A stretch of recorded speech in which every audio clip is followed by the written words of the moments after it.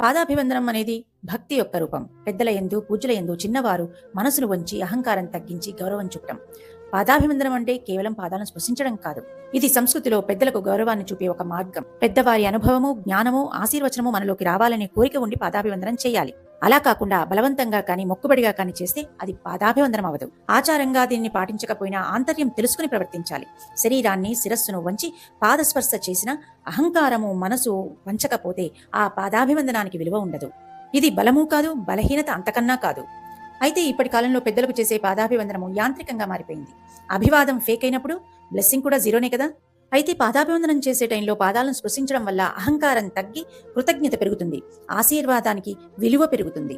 అయితే ఎవరి పాదాలు తాకాలి, ఎవరి పాదాలు తాకకూడదు అనేది ప్రశ్న. జ్ఞానము, భక్తి, దయ, అనుభవము ఉన్న వారి పాదాలు తాకడం వల్ల మనకు సత్సంగ ప్రాప్తి కలుగుతుంది. భగవద్గీతలో 4వ అధ్యాయంలో 34వ శ్లోకంలో కూడా ఇదే చెప్పబడింది.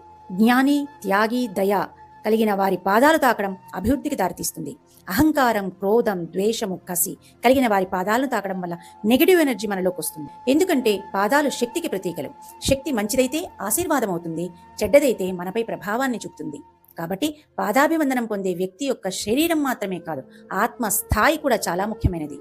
పాదాభివందనము ఆ వ్యక్తిపై ఉన్న భక్తికి ప్రతీకే కానీ భయానికి కాదు.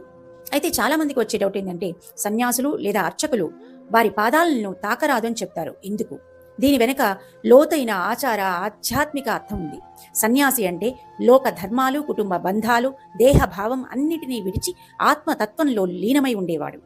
వారికి నేను, నువ్వు, చిన్న, పెద్ద అన్న భావన ఉండదు. అందరి ఆత్మ స్థాయి సమానమని వారి భావన. భగవద్గీతలో 6వ అధ్యాయంలో 8వ శ్లోకంలో ఇదే చెప్పడం జరిగింది. మట్టి, రాయి, బంగారము అన్నింటినీ సమానంగా చూసే స్థితిలో సన్యాసి అనేవారు ఉంటారు. అందుకని సన్యాసుల పాదాలు తాకకూడదంటారు. దానివల్ల వారి ఆత్మైక స్థితి ఆటంకం కలుగుతుంది. ఒక అర్చకుడు పాదాలు తాకకూడదు అంటే దానిలో ఆచార అర్థం ఉంటుంది. అర్చకుడు అంటే దేవుడి సేవకుడు. పూజా సమయంలో ఆయన శరీరము, చేతులు శుద్ధ స్థితిలో ఉండాలి. దేవునికి చేసే సేవలో ఆయన శరీరము, మనసు, ఆత్మ శుద్ధిని కాపాడుకోవాలి. ఇది అర్చకుడి కర్తవ్యము.